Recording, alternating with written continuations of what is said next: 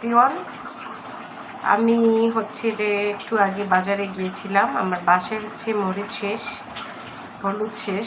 যেহেতু কোরবানি দিচ্ছি, আলহামদুলিল্লাহ যে আমি দেশেও কোরবানি দিতে পারছি এবং ঢাকায়ও কোরবানি দিচ্ছি। সবাই দোয়া করবেন।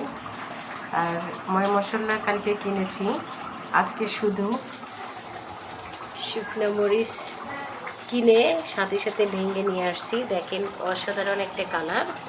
আর এখানে হচ্ছে হলুদ, এখানে হচ্ছে আদা রসুন, আর এখানে হচ্ছে পেঁয়াজ। এগুলো এখন আমি সুন্দর করে গোছায় রাখবো।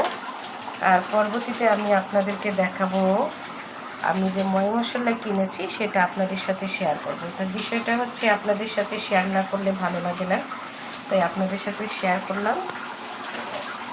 সবাই দোয়া করবেন, ভালো থাকবেন, সবাই ঈদে ভালো আনন্দ করবেন এবং খুব সুন্দর করে মজা করে গরুর মাংস খাবেন।